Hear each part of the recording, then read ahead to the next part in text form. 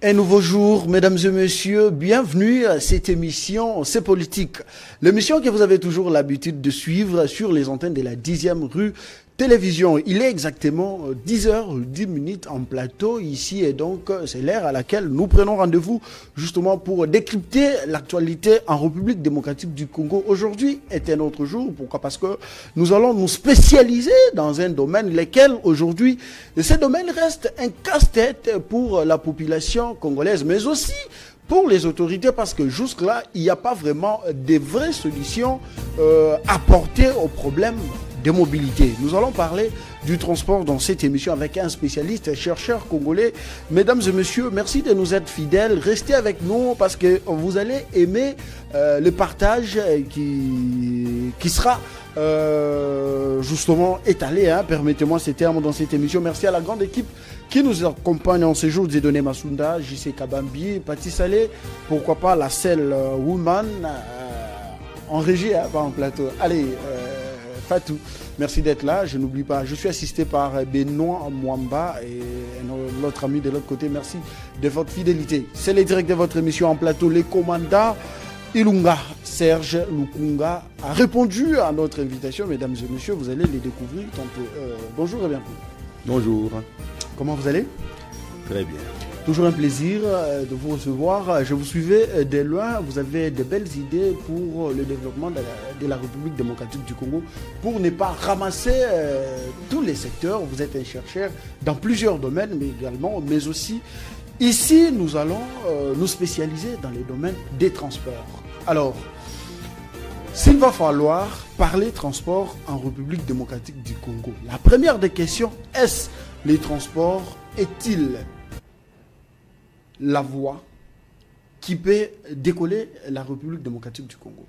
Sans une bonne politique de transport, sans un bon système de transport, et quand je dis bon système, je parle d'un système adapté, d'un système adéquat.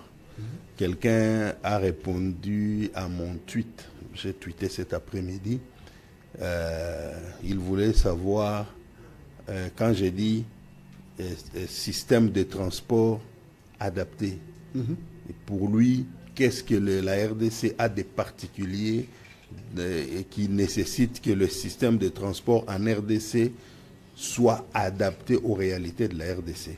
J'entrerai là-dedans et j'espère qu'il va me suivre et il va comprendre que la RDC est dans une catégorie seule, que ce soit en Afrique centrale ou en Afrique ou dans le monde. La RDC représente une catégorie où elle est seule dans le secteur des transports. C'est ainsi que, pour répondre à votre question, je dirais que sans une attention particulière dans le secteur des transports, le développement de la République démocratique du Congo est impossible. Est impossible. Impossible. Donc je suis en train de placer bien mes mots, tout en essayant de rester politiquement correct, tout en essayant de ne pas toucher les sensibilités et dire la vérité scientifique pendant que nous faisons tout ça. Donc je répète, sans un système de transport adapté, sans une politique de transport adaptée, sans une attention particulière accordée au secteur de transport en République démocratique du Congo, le développement est impossible. Alors, quand vous parlez d'un système adapté, vous faites allusion à quoi? À la nouvelle technologie ou aux nouvelles stratégies qu'il va falloir mettre en place pour faire décoller ces secteurs? Non, il n'y a rien de nouveau. Nous n'avons besoin de rien de nouveau. Dernièrement, je me suis donné un petit travail pratique, un petit travail. Je me suis donné un petit travail de recherche pour savoir pourquoi est-ce que Léopold II voulait qu'on lui donne ce couloir qui aujourd'hui est le Congo central pour accéder à l'océan Atlantique. Pourquoi il voulait nécessairement accéder à l'océan Atlantique? Et les réponses que j'ai eues, ça attire l'attention. Sont lesquelles ces réponses? Il voulait avoir, parce que quand vous regardez la République démocratique du Congo, c'est 9 voisins. Donc, c'est-à-dire que la RDC, en dehors du Congo central, la RDC n'a pas accès à la mer et aux océans. Vous voyez? Donc, il voulait nécessairement, Léopold II, il voulait nécessairement avoir l'accès à l'océan Atlantique pour des raisons stratégiques et sécuritaires. Avant de parler de l'aspect commercial. Ok. Ah. Très bien. C'est pourquoi je répète pour la 3e fois sur votre plateau que le secteur des transports, s'il ne bénéficie pas d'une attention particulière, le développement de la RDC est impossible. Cette attention, selon vous dire, viendra de qui? De tous. Okay. De tous les Congolais. Expliquez-vous. Moi je suis pilote dans ce pays depuis plus de 20 ans. Je n'ai pas besoin d'être sur ce plateau maintenant pour parler. Je vis bien, j'ai un bon boulot, mais quand je regarde comment est-ce que nous risquons de ne jamais voir ce pays décoller si le transport ne bénéficie pas de ce que je viens de dire ici, c'est cela qui me réveille. Et c'est cela qui me pousse à alerter. Vous soutenez les institutions de la République. La première des institutions, le chef de l'État, Félix-Antoine Tshisekedi Tshilombo. Et vous le dites, et je le confirme, et tous les Congolais devraient faire de même. Tous les Congolais, non? Oui. Ça, c'est exagéré quand même. Non. Là, vous êtes en train de confondre deux choses. Il y a les appartenances politiques. Exact. Vous voyez? C'est-à-dire que vous pouvez être de XY parti politique. Mais ici, nous parlons de la République. C'est pas la même chose. C'est pas la même chose. Dans les pays, chez nous, il y a 1000 partis politiques. Mais il y a d'autres pays où il n'y a que 3-4 partis politiques. Mais dès que c'est l'un ou l'autre qui est sur le fauteuil, tout le pays est derrière parce que c'est important pour que nous puissions avancer. Merci. C'est les directs de votre émission, c'est politique. Merci de renouveler votre confiance sur nos antennes. La République démocratique du Congo, notre pays, 9 voisins, avec une superficie de 2 345 410 km. 2 345 410 km². J'ai retenu parce qu'une fois j'ai dit 2 345 000 km². Hey, quelqu'un s'est fâché contre moi. Non, et les 410, vous les jetez où? Il avait raison, hein? Il avait raison. Oui, il faut préciser. C'est ce que j'ai dit tantôt. Hein? Il faut préciser. 2 millions. Il faut tenir compte de ces 410-là. C'est beaucoup. 2 345 410 km². Très bien. Alors, le transport. Commençons par Kinshasa. Avec ces 2 345 410 km², c'est énorme. C'est énorme. Énorme. Alors pourquoi? Il y aura un travail de fond à faire pour amener ces pays au développement. Quand nous parlons des transports, c'est un secteur vaste. Il y a une ligne aérienne, une ligne ferrée, une ligne maritime et la ligne routière. On va commencer par la ligne, pour ne pas parler de la voie, de la ligne routière. Nous avons vécu ici à Kinshasa, tout récemment, ce que nous avons vécu avec des hors-bords.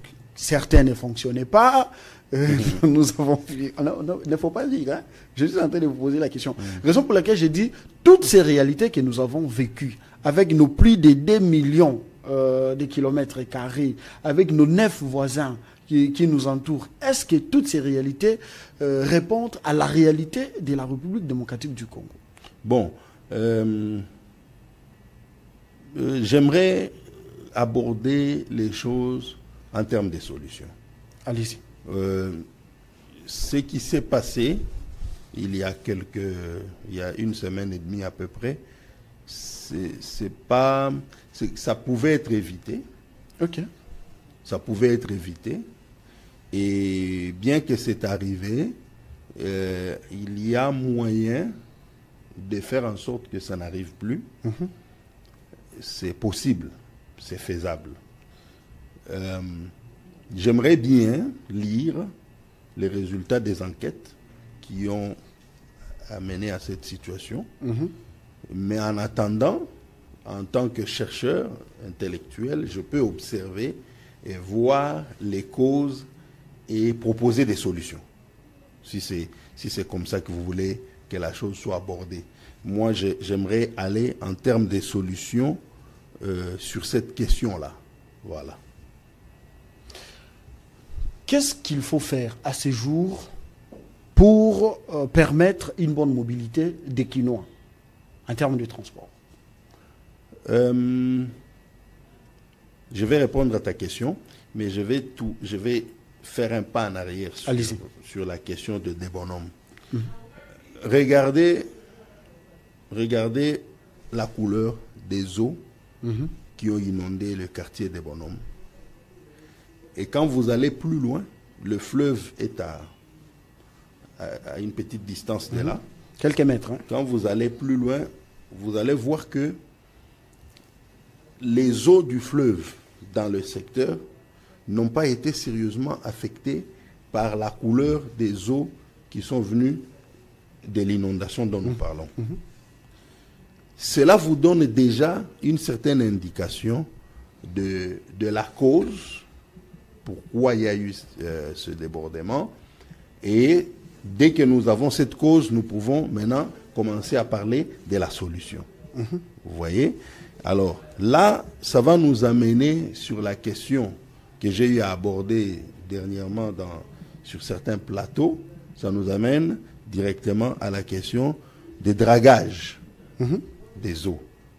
Vous voyez? Quand vous voyez la couleur des eaux qui ont inondé le quartier des bonhommes, ça vous indique déjà qu'il y a un sérieux problème de dragage. Okay. Voilà. C'est ce qu'il faut. Il faut que l'autorité pense à cela. Je le disais tantôt, le plus des solutions pour permettre aux Quinois de bien se déplacer. Parce qu'il s'agit du transport. Qu'est-ce qu'il faut mettre en place? S'il s'agit des stratégies, s'il s'agit des réponses, quelles réponses pourriez-vous donner justement à ceux-là qui dirigent des fers pour que ces secteurs trouvent une solution en termes de déplacement? Bon, quand nous parlons du secteur de transport, sur la question de mobilité, comme vous dites là, j'aime souvent mettre Kinshasa dans une catégorie à part comparée à d'autres villes. Pourquoi? Parce que Kinshasa est une mégapole et c'est la seule mégapole de la RDC. Okay. Donc Kinshasa se retrouve dans une catégorie seule. Lubumbashi, c'est dans une autre catégorie, Mbujimaï et les autres sont dans une autre catégorie. Kinshasa est une mégapole. Donc quand nous allons parler du transport, nous allons mettre Kinshasa dans une catégorie à part. Donc nous pouvons commencer à parler maintenant du transport en commençant par Kinshasa. À Kinshasa aujourd'hui, Monsieur Chris, sans le train urbain, vous n'allez pas résoudre le problème de transport de la ville de Kinshasa. Je l'ai dit au début, il y a plusieurs mois, je l'ai dit, que le gouverneur, il était en train de commencer.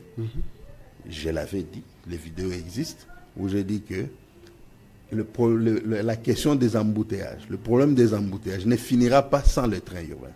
Ok. Même si on construisait des nouvelles routes, cela ne va pas résoudre le problème des embouteillages. Non. Quand vous parlez des routes, aujourd'hui, tout le monde parle des routes secondaires.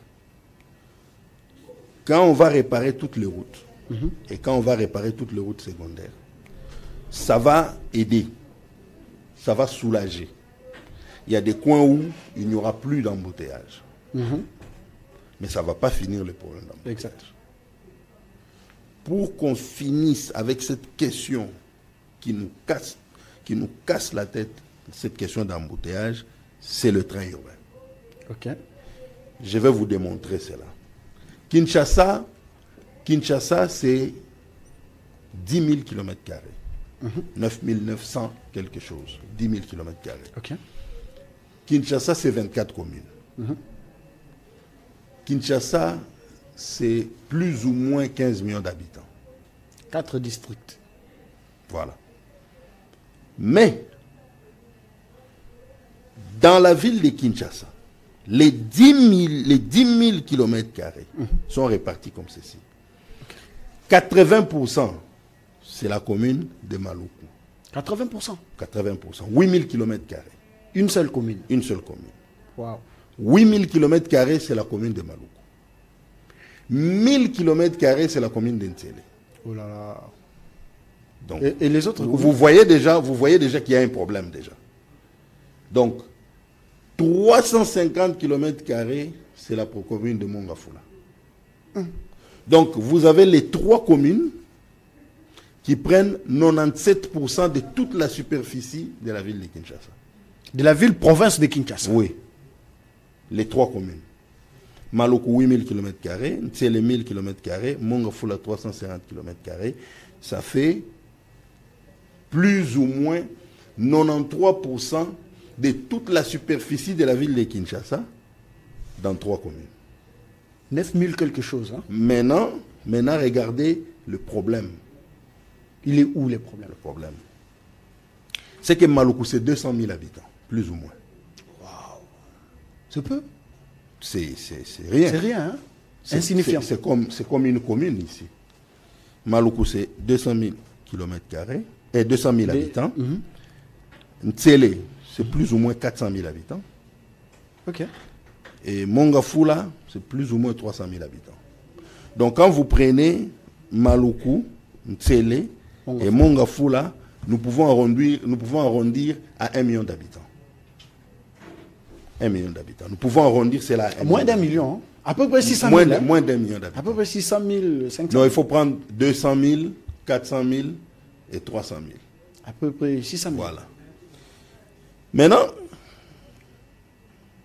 les 22 communes, plus ou moins 1 million d'habitants là, les plus ou moins 1 million d'habitants se retrouvent dans 3 communes qui représentent 97% de toute la superficie de la ville. Maintenant, les 21 communes restantes occupent moins de 7% de la ville de Kinshasa, la superficie, moins de 7% de la superficie de la ville de Kinshasa, les 21 communes. Mais là-dedans, il y a plus de 12, 13 ou 14 millions d'habitants. Là-dedans. Inexplicable. Donc, vous considérez ma main ici comme la ville de Kinshasa. Les 3 communes occupent tout ça. Montrez là-bas la caméra. Les 3 communes occupent tout ça. Et les 21 communes occupent une petite partie. Et là-dedans, vous mettez 13 millions de personnes. C'est très petit. Maintenant, vous mettez les 13 millions de personnes dedans. Et ces gens-là circulent dans tous les sens de 4 heures du matin à 23 heures. Ils sont là, confinés. Malheureusement, en plus, la ville est construite de telle manière que, de 4 heures du matin à 11 heures ou à 10 heures, vous avez 3 millions de personnes qui viennent de Tchangou, vous avez 1 million de personnes qui viennent de Moamba, vous avez 1 million de personnes qui viennent de Lukunga, tous convergent dans les 4 communes que je vais vous citer ici.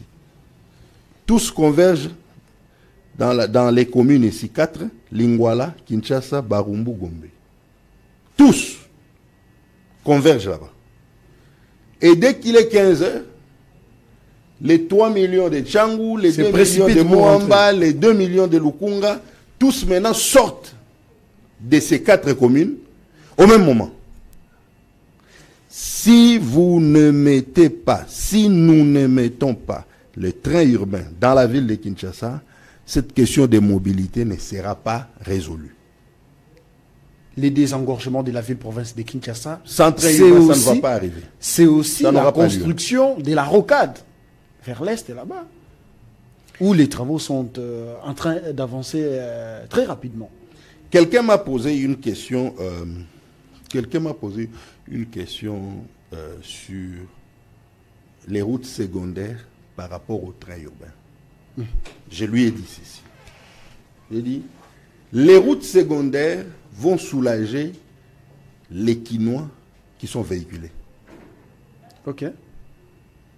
Vous voyez, vous comprenez? Les Quinois véhiculés seront soulagés.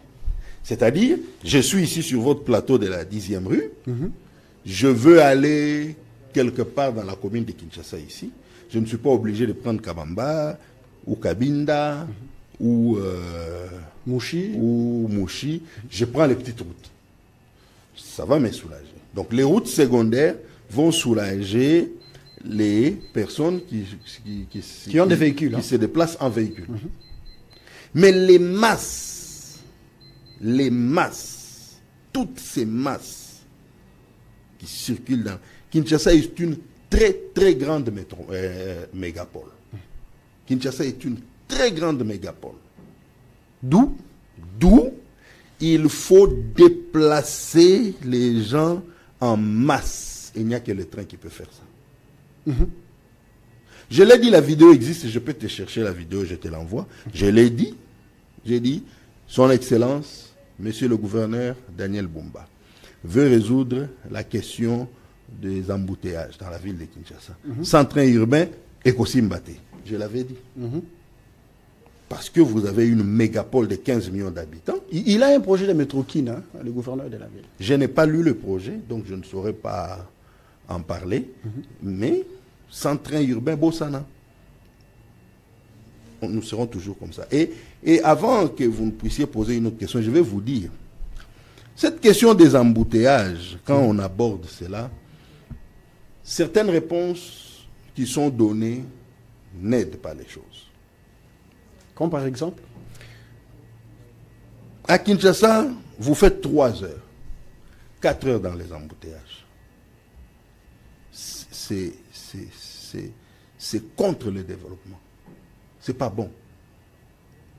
Vous démarrez votre véhicule à 8 heures, vous avez une mission à 12 heures, vous êtes obligé de quitter chez vous à 8 heures, et vous allez faire 3 heures dans une voiture. Bloqué dans les embouteillages. Vous arrivez ici dans quel état? Très fatigué. Quelle sera votre performance? Vous voyez, ça affecte tout ça. Une petite histoire, quelqu'un que je connais a monté une petite structure dans la ville de Kinshasa ici, et il avait besoin d'une certaine expertise pour évoluer dans son projet. Alors il a fait appel à ses amis de l'extérieur pour qu'ils viennent l'aider à implanter son projet, qui devait créer quelques emplois. Alors, ces experts arrivent, on les prend à l'aéroport, on les amène à la maison. Le matin, ils sortent de l'hôtel, 6 heures du matin, ils sont dehors pour aller travailler. 3 heures de route. Ils arrivent au bureau, ils disent non, maintenant, on ne va pas sortir comme on avait dit. Ne sortons pas à 17 heures, sortons à 16 heures. Ils sortent à 16 heures, ils arrivent à 20 heures. Le lendemain, ils sortent à 6 heures, ils arrivent à 9 heures. Le soir, ils sortent à 15 heures, ils arrivent à 19 heures. Ils sont rentrés en Europe. Donc, la question des embouteillages, telle que ça se présente dans la ville de Kinshasa, doit retenir notre plus grande attention, parce que ces embouteillages-là ne sont pas en train de favoriser le développement. Très bien. Le temps que nous perdons dans les véhicules, c'est vraiment énorme. Alors, l'état de la voie ferrée en République démocratique du Congo cause problème. Il vous souviendra, lors de sa prise de pouvoir, Félix Antoine Tshisekedi Tshilombo, pour ne pas citer son nom, il avait parlé d'un projet de la voie ferrée, justement, avec une firme allemande. Où en sommes-nous avec ces projets? Oh, je ne saurais pas vous répondre. Je ne saurais pas. Je n'ai pas été impliqué dans le projet. Mais vous avez quand même entendu les chefs? Non, je ne l'ai pas lu non plus.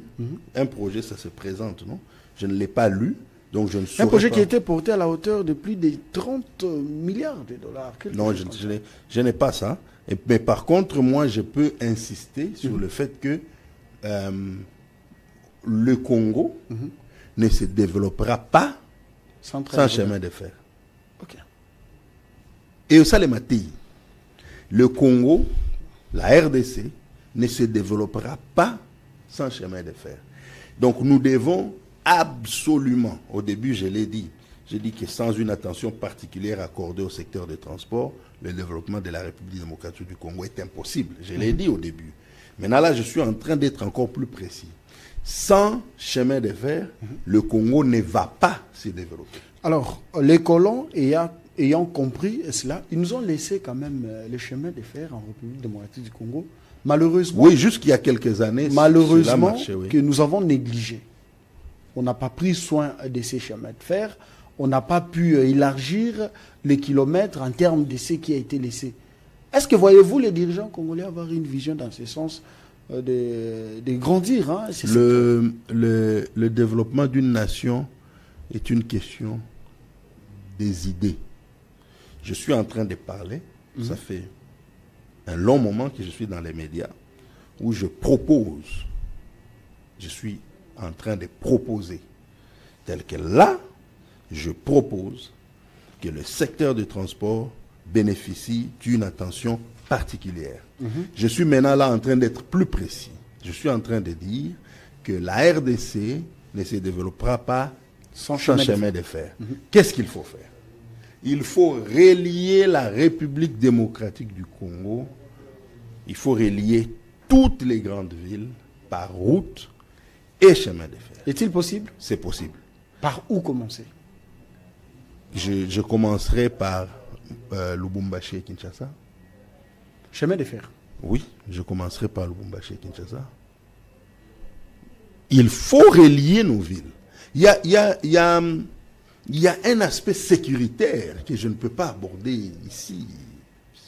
Il y a un aspect sécuritaire qui fait que quand nos grandes villes ne sont pas reliées, ce n'est pas une bonne chose. Il faut que vous puissiez être capable de démarrer votre véhicule après cette émission et décider d'aller à Lubumbashi avec votre voiture ou votre moto. Ça doit être faisable. Vous n'avez aucune idée du nombre d'emplois que cela créerait. Vous n'avez aucune idée. Mais les emplois vont se chiffrer en dizaines de milliers. Je parle des emplois directs et indirects. Ça va se chiffrer en dizaines de milliers. Et je peux déjà vous mettre de l'eau dans la bouche maintenant là. Vous démarrez votre voiture, vous allez à Lubumbashi. Vous allez passer par Kikwit, vous allez passer par Kananga, vous allez passer par Lubum, et plutôt par Mbujimai et jusqu'à Lubumbashi. Et vous allez passer par plusieurs villes.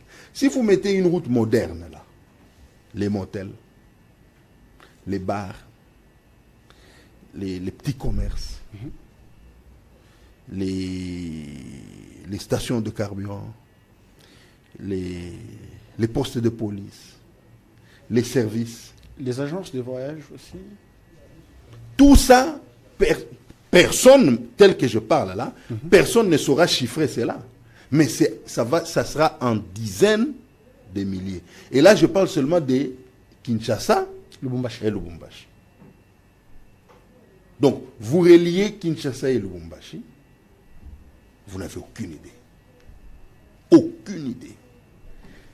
Et tous nos voisins se moquent de nous. Tous nos voisins se moquent de nous. Sur cette question-là. Vous pouvez démarrer votre voiture maintenant et aller à Lubumbashi, hein, si vous acceptez de passer par l'Angola. Vous sortirez d'ici, Lofu, Congo central, Angola, Zambie, et puis vous rentrez. Vous rentrez par Kasumbalesa. Pourquoi contourner la route? La qualité de la route. Vous proposez quoi?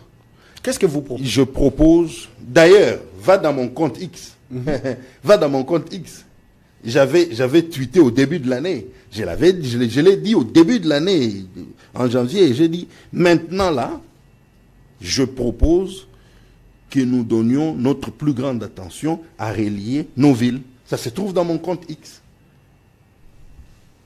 Le compte, il porte quel nom déjà? Votre compte X, il porte quel nom? C'est @Lukunga Ilonga.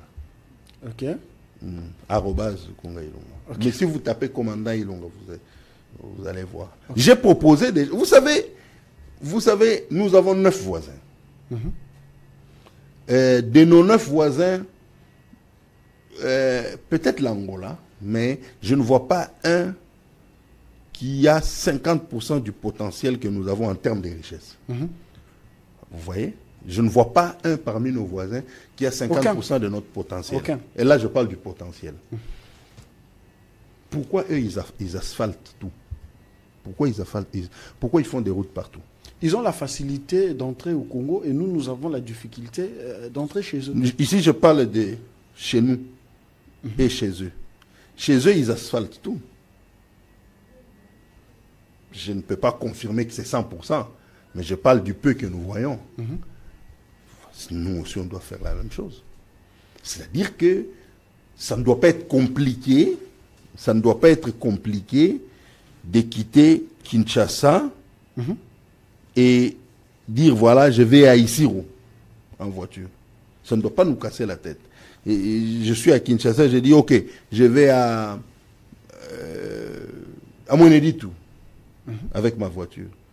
Ça ne doit pas nous casser la tête. C'est hyper important.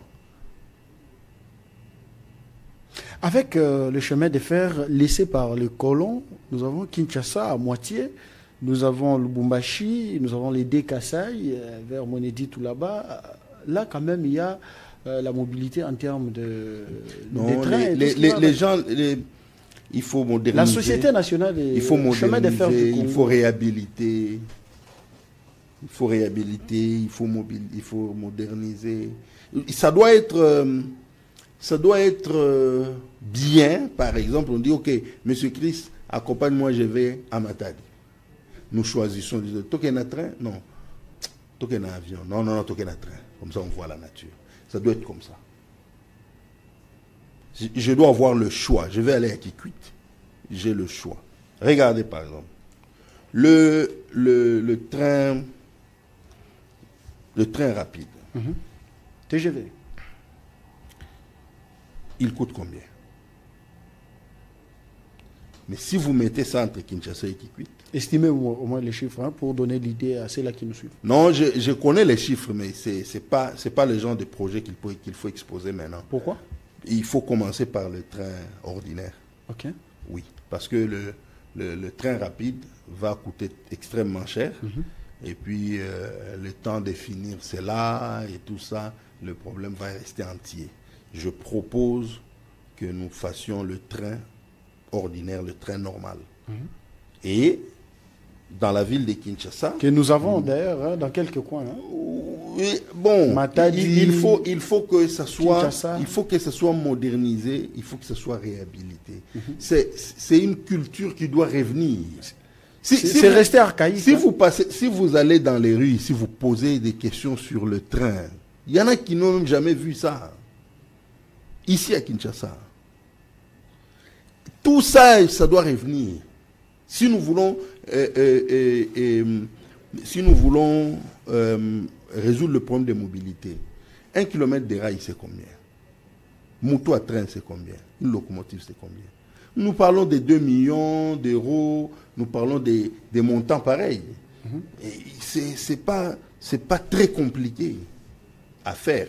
Mais ce qui doit être adopté dans notre politique de transport, c'est que les trains urbains à Kinshasa doivent faire partie du système de transport. Kinshasa a besoin d'un système de transport. Je l'ai dit plusieurs fois. Ce n'est pas acheter des bus qui va résoudre le problème de la ville de Kinshasa. Je vous ai expliqué que nous avons 90% de la population de la ville de Kinshasa qui se retrouve dans 7% de la superficie de la ville de Kinshasa. Donc, tout le monde est au même endroit et en train de tourner au même endroit. Maintenant, si nous mettons le train urbain là, c'est-à-dire que nous les déplaçons en masse, c'est 400-500 personnes que nous prenons au même moment, d'un côté d'un côté à l'autre. Et si nous ne faisons pas ça comme ça, vous savez aujourd'hui le rôle que jouent les Wewa, les motos dans la mobilité. Ils déplacent énormément les gens. C'est énorme. Mais vous voyez maintenant sur qui la mobilité de la population de Kinshasa se repose. Vous voyez, c'est une question qu'il faut résoudre. Et le train Irbon, il faut le faire. Et il faut penser aussi, et une fois j'en ai parlé sur un plateau quelque part, et les gens se sont énervés contre moi. Il faut penser au taxi volant. Taxi volant. Oui. Un nouveau concept? Ça existe. Certains, pas beaucoup, je ne dirais pas beaucoup, mais certaines mégapoles déjà parlent de taxi cela volant, déjà. expliquez-nous. C'est quoi au juste? Je dirais taxi aérien, si vous voulez comprendre. Donc, c'est-à-dire que de la ville de la commune de la Gombe à l'aéroport, auquel on n'a pas. Jusqu'où? Jusqu'à l'aéroport, par exemple. Oui. Ça existe. Expliquez au moins la faisabilité, parce que les gens qui vous suivent doivent comprendre exactement taxi volant, taxi aérien, vous le disiez tantôt. Comment ça va fonctionner, en fait? Il y aura des gares érigées, il y aura des structures. Il y a des structures qui doivent être construites pour l'atterrissage et le décollage des engins. On voulait parler des pistes. Non, ce ne sont pas des pistes ordinaires. Mais ça, ce sont des projets auxquels il faut penser. Okay. Et je suis en train de travailler dessus. Et j'ai juste ouvert la parenthèse pour en parler.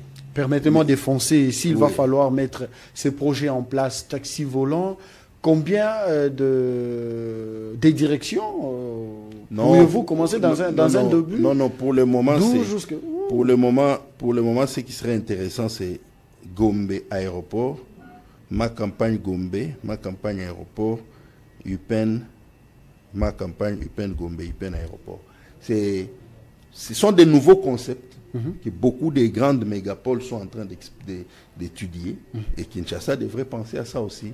Mais vous voyez déjà le train, nous sommes en train de traîner les pieds pour faire le train. Le train doit être la priorité. Alors s'il va falloir étudier le coût des faisabilités, on aura... Je suis en train d'y travailler. Hein? Non.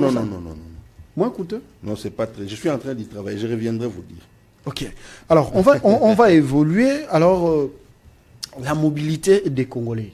Vous avez parlé tantôt de relier la République démocratique du Congo. Il nous faudra combien de kilomètres de route qu'il faut mettre en place justement pour permettre à ceux-là qui sont au nord de venir de descendre vers le sud et vice-versa. Aller dans tous les sens. Kinshasa, Lubumbashi. Je dirais même Matadi, Lubumbashi. Matadi, Lubumbashi? Oui. Ok. Kinshasa, Lubumbashi. Kinshasa, Goma. Kinshasa, Goma? Oui. Kinshasa. Très loin. Hein? Non, c'est pratiquement la même distance. Ok. Kinshasa, Lubumbashi. Donc là, ça passe par Kikwit, ça passe par Kananga, Mbujimai, beaucoup d'autres villes. Et ça arrive à Lubumbashi. Lubumbashi, Kisangani. Lubumbashi, Kindu. Lubumbashi, Goma. Toutes ces routes-là existent. Ok. Il faut seulement les remettre en état. Ok. Et dès que ces routes-là sont en état, il faut retravailler la culture des Congolais pour que nous puissions... Vous savez, il y a... On dit que là où passe la route, le développement suit. Ça, c'est vrai. Donc, il n'y aura pas de développement sans route. C'est impossible de développer un pays sans route. Très bien. Et les Chinois disent même, j'étais en train de lire la doctrine chinoise sur les routes. Parce que je dois proposer aussi quelque chose pour nous sur cette question-là. Ok. Les Chinois pensent que sans route, le peuple va rester pauvre. Est-ce que vous vous imaginez, on met une bonne route d'ici à Lubumbashi. Pas une route qui vous casse la tête. Une bonne route. Sécurité, tout ce qu'il faut sur la route, il y en a. La police, tout. La route est là. Elle existe, elle fonctionne normalement. 2 bandes d'aller, 2 bandes de retour. Vous savez combien de mamans vont étaler les bananes, les arachides, les tondolos, les articles de première nécessité. Vous savez combien ils vont être. Vous savez combien il y aura des sacs de makala et tout ça. Ça fait tourner l'économie. C'est ainsi que les Chinois disent, sans route, il n'y aura pas de richesse pour la population. En parlant de richesse, c'est aussi des routes en dessert agricole. Mais ça fait partie des routes. Nous en avons? Il y a des difficultés autour de la question. C'est-à-dire que ceux qui produisent, parce que nous sommes là en train de parler du transport, ceux qui produisent dans les secteurs agricoles ont des difficultés de faire tourner leurs marchandises. Oui. Parce qu'il n'y a pas de route. Parce qu'il n'y a pas de route. Vous voyez? Donc, et là, nous ne parlons pas encore de l'État qui doit tout faire pour soulager tous ceux qui investissent dans le secteur agricole. L'État doit les soulager sur la question de transport ou de distribution de leurs produits. On n'est même pas encore là. On est seulement sur la route. Okay. Déjà, ça pose problème. Alors, donc, si on ne résout pas ce problème, c'est-à-dire, tel que vous êtes là, vous réveillez un vendredi matin, vous dites, ok, mon week-end, je vais le passer à Sonabata. Ça ne vous casse pas la tête. Vous dites, non, je vais aller à Ilebo. Toutes ces routes-là, nous donnons des targets. Nous disons, voilà, 1er janvier 2025, 31 décembre 2025, nous devons réhabiliter et construire autant de kilomètres. Voilà. Et même le chemin de fer, on doit faire la même chose. Les transports, c'est aussi la voie aérienne. Nous faisions allusion à la société aérienne de la République démocratique du Congo, pour ne pas parler de Air Congo. Hein. Ce n'est plus Congo Airways, Air Congo. À ce jour, s'il va falloir... Congo Airways existe toujours. Ça existe? Oui, bien Avec sûr. combien des engins? Non, parce que vous avez dit ce n'est plus, alors que Azaka. Apportez la lumière. Hein. Je ne suis pas spécialiste. Apportez la Non, lumière. non, Air Congo est là, Airways. Congo Airways est là. Et pourquoi Non, mettre Air en place... Congo est là, tourne avec ses 2 avions. Congo Airways est là, tourne aussi avec ses 2 avions. Comment expliquer? Bon, Des sociétés c'est comme ça que c'est fait.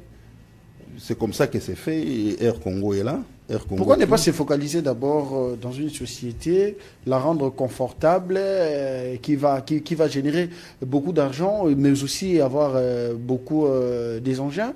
À ce moment, on pourra penser maintenant à mettre en place une autre compagnie, alors que déjà il y a des grincements des dents dans ces secteurs, et surtout avec la nouvelle société de Air Congo.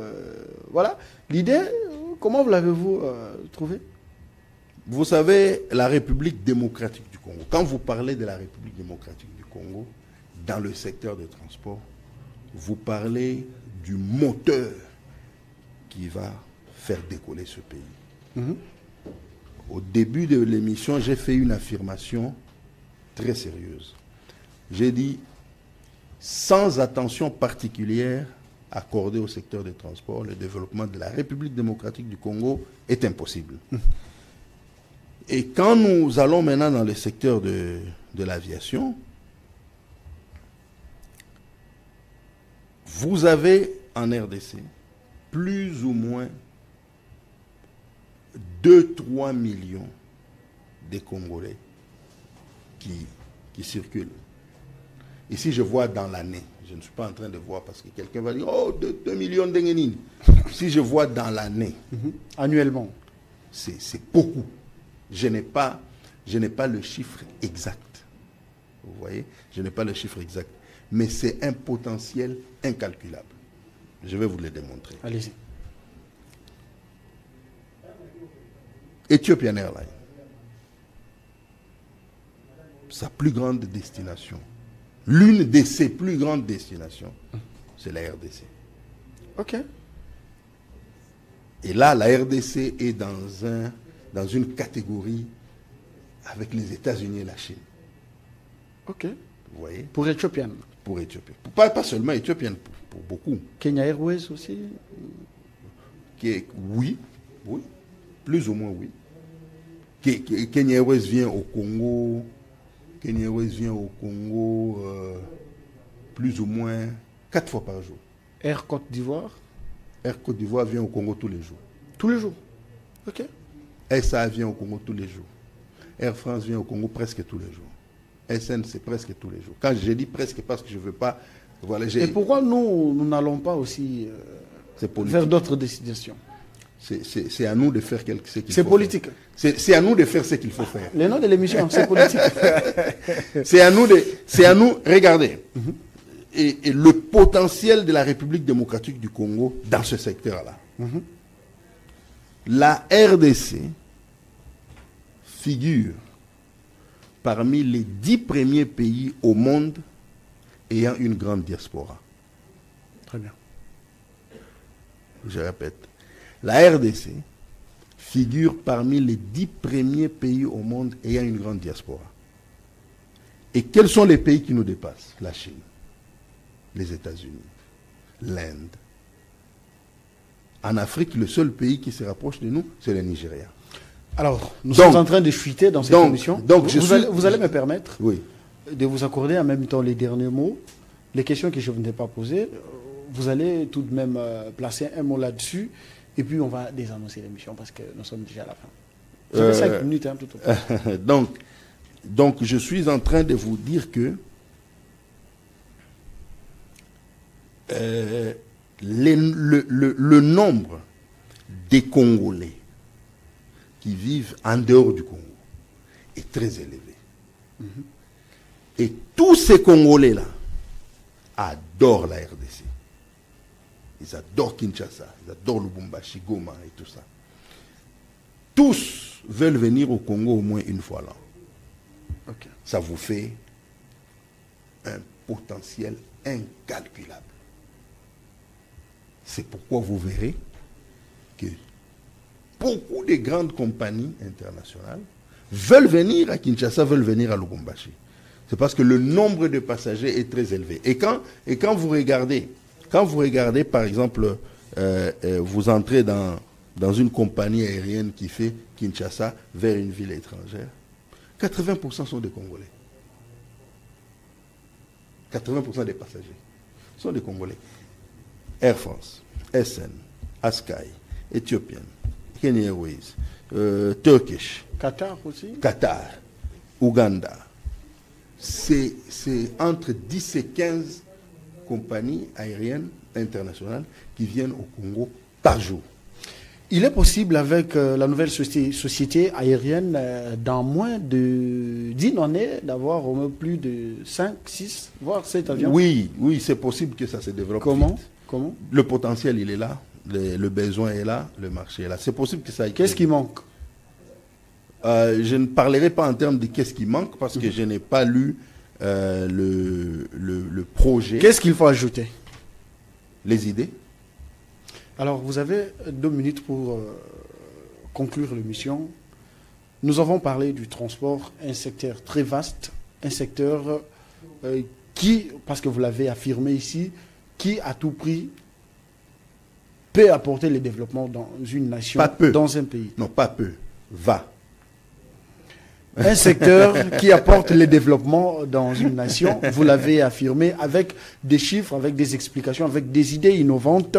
Alors à ce jour, s'il va falloir lancer un message aux dirigeants, c'est là qui nous suivent, serait lequel ce message? Le secteur de transport en République démocratique du Congo a nécessairement besoin d'une attention particulière. C'est un secteur qui est transversal.